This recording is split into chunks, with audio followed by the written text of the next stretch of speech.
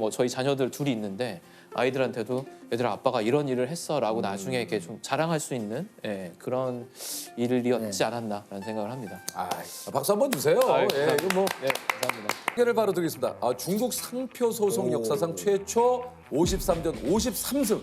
중국과의 상표 전쟁을 승리로 이끄는 유성원 변리사 씨입니다. 안녕하세요. 반갑습니다. 네, 반갑습니다. 자기 소개를 좀 해주시죠. 네, 저는 중국 전문 변리사 유성원입니다. 네. 이게 유퀴즈에 다양한 직업을 가지신 많은 분들이 출연하셨는데 네. 변리사는 처음이에요.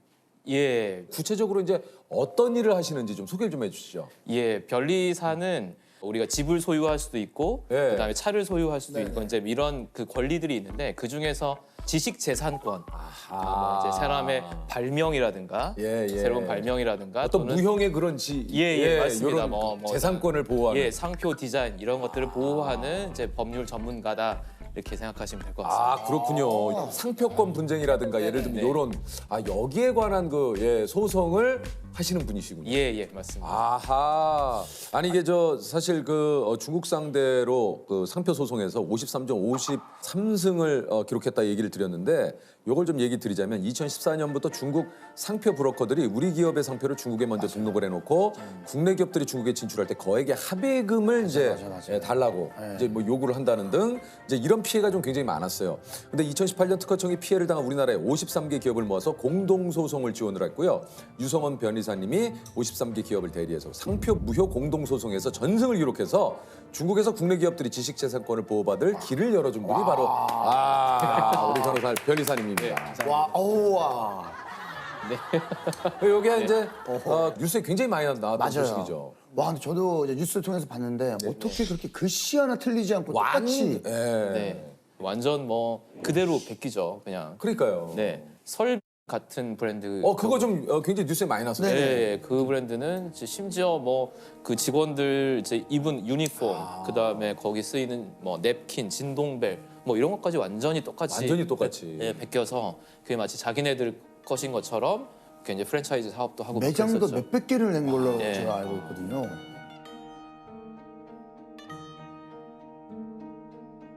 (200개) 정도 매장을 냈었고 자기네들 홈페이지에 뭐 어디에 매장이 있다 이렇게 홍보도 하고. 실제로 거기 계신 분들은 한국에서 진출을 한 걸로 생각을 하고 있더라고요. 네, 맞아요. 그게 사실은, 문제인 거죠, 사실은. 그게 네. 문제인 거죠. 예. 보통 이 상표 브로커들이요. 직접 그걸 베껴서 거기서 똑같이 영업하는 경우도 있지만 조금 더 대부분의 경우는 그냥 상표를 막 수백 개, 수천 개씩 모아요. 그래서 이제 그 상표를 이제 파는 거, 상표권을 파는 걸로 보통 비즈니스를 많이 해요.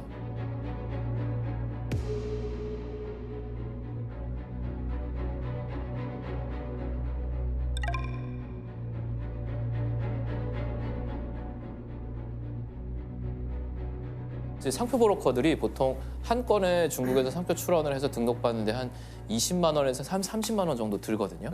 근데 이거를 이제 그런 어떤 이제 중국 진출이 이제 절실한 이제 막 중국에 나가야 되는 기업들한테 적게는 한 5억에서 제가 많게는 뭐 한 10억, 뭐 한 15억 이렇게 이제 파는 경우들을 많이 봤어요.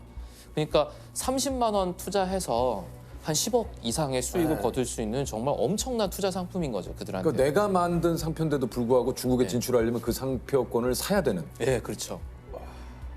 이야. 네, 안녕하십니까. 둑 대표 김관훈이라고 합니다. 그때가 2015년도였는데 그때 저희는 재밌는 마음으로 매장도 오픈시키고 재밌게 이렇게 운영하고 있었는데 그런 상표권 자체를 아예 몰랐어요. 물론 신청을 했었어요. 신청을 하고 한국보다 좀 더 긴 시간, 아무래도 해외다 보니까 기간이 좀 걸리잖아요. 그 기간 동안 저희는 이제 오픈을 하고 운영을 하고 있었는데 좀 이렇게 좀 황당하게 저희가 신청을 하는 그 기간보다 더 빨리 저희를 이미 알고 시청을 해서 그 상표권을 취득했던 사람이 있었던 거죠.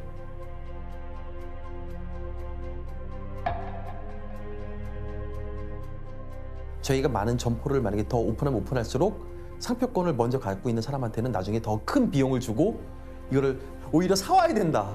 네, 그런 얘기를 들어가지고 그렇게 되면 이게 더 할 의미가 있나? 막대한 비용과 저희 노력과 엄청난 인력이 들어가서 해외에 처음으로 매장을 오픈했는데 더 이상 사업을 진출하지 못한다는 그런 압박감 때문에 솔직히 좀 무서웠죠. 무섭고 좀 되게 허탈했죠. 이게 중국 상표법이 그러니까 자국보호주의가 굉장히 강하기 때문에 사실 외국에서 알려진 이런 상표들을 보호하는 조항들이 굉장히 잘 안 돼 있습니다. 정비가 안 돼 있고 2000 그때 당시 그러니까 별에서 온 그대 드라마 막 성공하고 막 이럴 때 한국 브랜드들이 엄청 떴잖아요. 맞아요. 그래서 한국의 외식 뭐 그다음에 화장품 그다음에 패션들이 정말 대거 중국에 진출할 수 있는 기회가 생겼거든요. 특히 그 전지현 씨가 그때 뭐 비 오는 날엔 치맥이지 뭐 치맥. 이런 그거 대사 맞아요. 있었잖아요. 그러니까 정말 그 차가운 맥주를 절대 안 마시는 중국 사람들이 맞아. 그래요? 치킨의 맥주를 미지근한 마시러 맥주를 마시더라고요. 그거 마시러 막 올 정도로 이 한국의 외식 브랜드들이 굉장히 떴어요. 근데 이제 그 기회를 이제 포착을 하고 이 악의적인 중국 브로커들이 한국의 이런 그 외식 브랜드, 화장품 브랜드, 그다음에 패션 브랜드들을 대거 이제 상표 출원을 해서 상표권을 이제 확보하고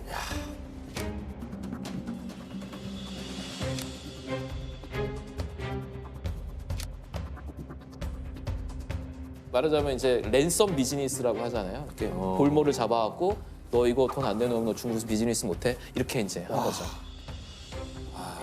이게 이제 피해를 당한 기업이 한 53개 기업이라고 하는데 이제 어떤 것들이 좀 있었습니까? 그때 이제 53개 그 공동 소송에 참여했던 기업들이 여러분들 아실 만한 브랜드들 많이 있습니다. 뭐 이화수 육개장, 그다음에 뭐 꿀닭, 치킨, 뭐 이런 브랜드들 이런 데 있었고 또 화장품 브랜드들도 꽤 있었어요.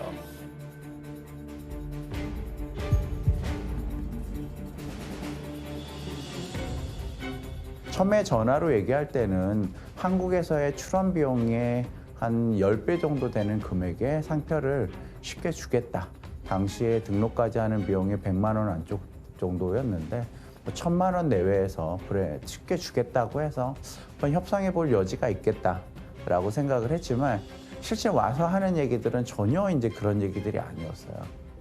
이분이 말도 안 되는 정수기 사업을 하고 계시는데 그 정수기를 저희가 갖고 있는 모든 매장에 깔아달라는 겁니다. 근데 매장이 한 500개 정도 됐거든요.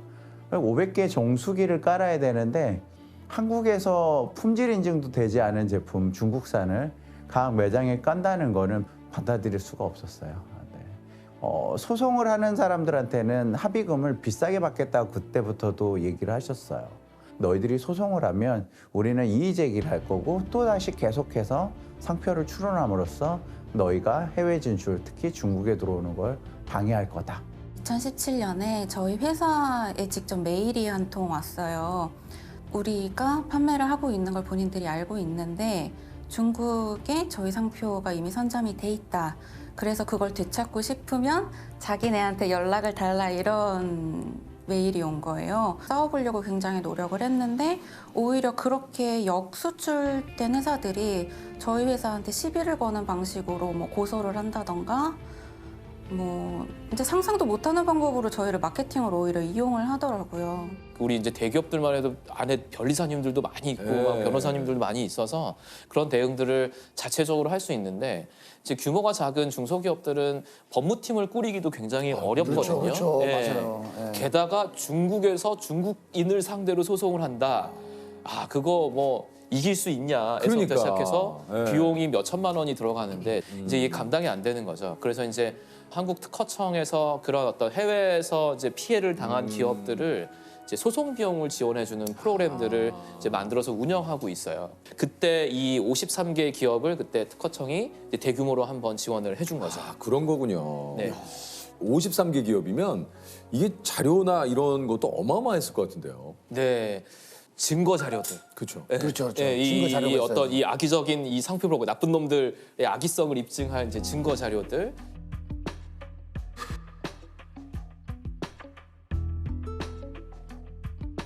판례들, 관련 판례들 뭐 이런 거 수집하는데 엄청 이제 시간이 많이 듭니다. 그 다음에 적게는 한 50페이지, 100페이지에서부터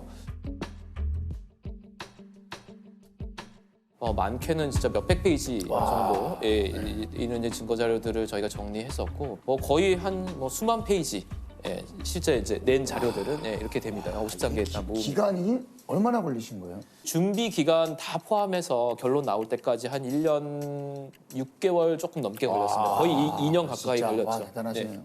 재밌는 일 많이 했었어요. 저 증거 조사하러 저기 정수기 업체 증거 조사 그 회사 공장에 잠입하려고 이제 지심무역 이래가지고 명함을 하나 파서 그 업체 제 정수기 그 모조품을 사오려고 한국에 있는 지심무역 회사 사장이라고 해갖고 저희 중국인 직원하고 셋이 가갖고 이제 그거 하나 사오고 샘플 사오고 얼마나 조마조마하니 들키면 이제 거기서 죽는 거잖아요 사실. 그러면 이제 짝퉁 시장 같은 데 가면 이제 그거는 이제 목숨 걸고 가는 거예요. 조사 업체들, 중국에 이제 조사하는 업체들하고 중국의 로펌 직원하고 이렇게 여러 명에서 이제 한 5명 정도가 이렇게 같이 가거든요. 엄청 주의를 많이 줘요. 절대 조사하는 척 티내지 말고 구매하는 듯한 느낌을 줘야 되고 조금이라도 이상한 느낌이 들면 내가 지시하면 바로 차로 뛰어가야 된다.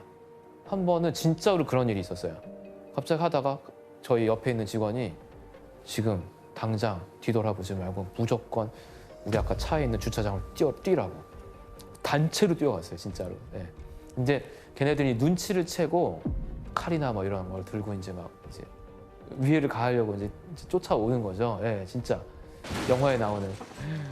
그래서 이제 차에 타서 바로 호텔로 돌아갔는데 호텔까지 쫓아와서 이제 알아낼까봐 원래 그 다음 날 저희가 체크아웃인데 그날 바로 체크아웃해서 바로 그냥 이제 북경으로 다시 돌아가고 이런 일을 한 적도 있었습니다.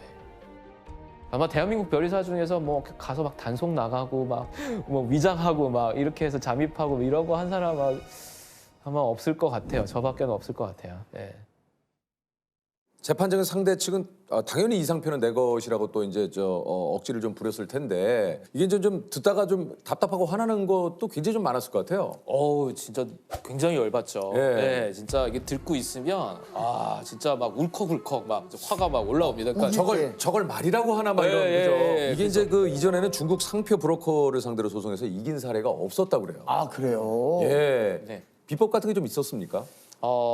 이제 아까 말씀하신 것처럼 이 이전에는 정말로 이 중국 상표 브로커들을 상대할 수 있는 어떤 이 법적인 논리나 전략이 없다라고 하는 거였고 그냥 잘 달래서 싼 가격에 협상해서 좋은 가격에 사오면 그게 최고야.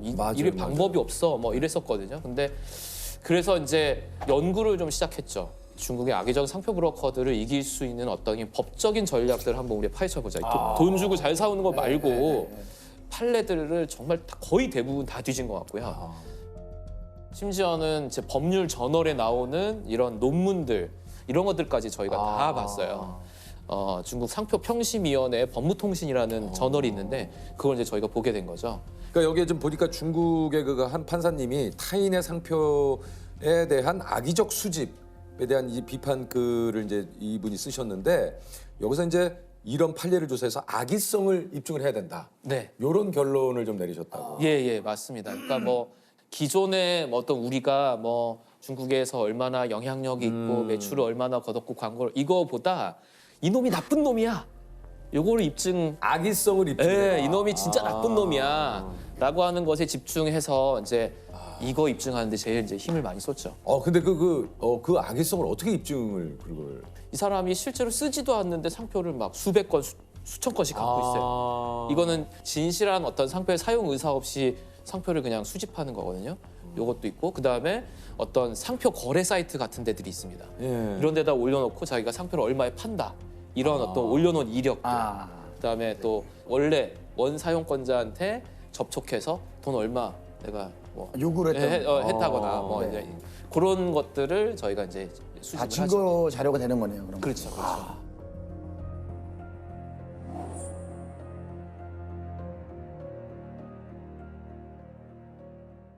53개 소송에서 이게 전승을 거뒀을 때 정말 너무 기쁘셨을 것 같아요. 사실 저는 속으로 50%만 이겨도 성공이겠다라는 생각을 했었죠. 그랬는데 한 10개 또 결과 나오는데 다 이겼다고 하고 또 뭐 한 10개 또 결과가 나왔는데 또 이야. 이겼다고 하고 했는데 마지막에 일어났네요. 예, 그 다 이게- 이겼군요. 예, 다 이겼어요. 야, 참 진짜 대단하네요. 사무실에서 저희 이제 직원들하고 저하고 막 소리 지르고 엄청 좋아했었습니다. 아니 사실 그 이제 전승 후에 변리사님이 참여한 중국 사건에 한 번도 진 적이 없으시다 그래요. 네네네. 이게 이제 대단하시네. 아까 이제 그 53건의 이 소송 이 결과가 판례가 하나의 됐죠. 랜드마크 판례가 된 맞아요, 거죠. 맞아요. 예, 그러면서 그 이후에 계속 여기에서 판단했던 그 판결 이유가 이제 기초가 돼서 그 이후에도 계속 이제 승소가 나오게 되는 거죠. 그 중요합니다. 이게 굉장히 네. 참다 못한 한국설빙이 중국 회사를 상대로 상표 무효 심판을 제기했습니다. 반년간 진행된 심리 끝에 중국 상표평심위원회는 한국설빙 손을 들어주는 판결을 내렸습니다.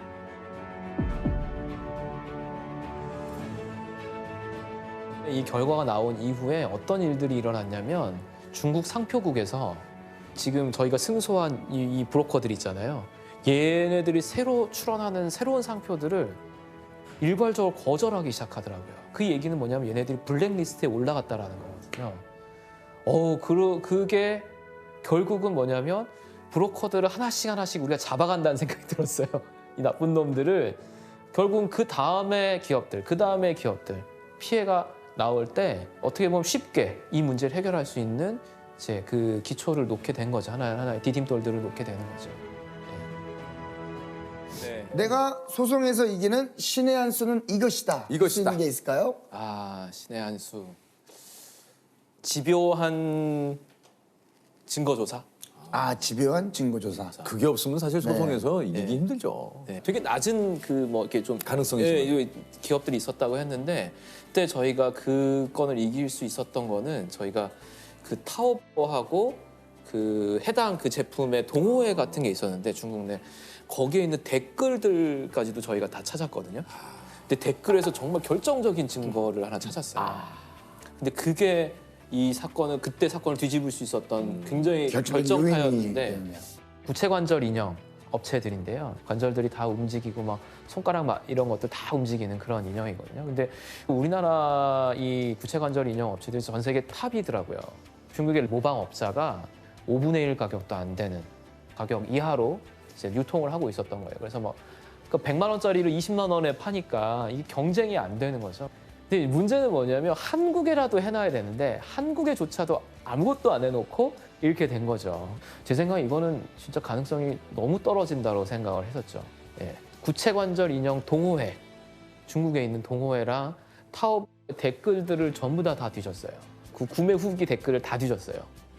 근데 거기에 그 구매자들이 이 제품은 한국 제품의 짝퉁이고 품질이 불량하다 이런 댓글들이 너무 많이 나오는 거예요.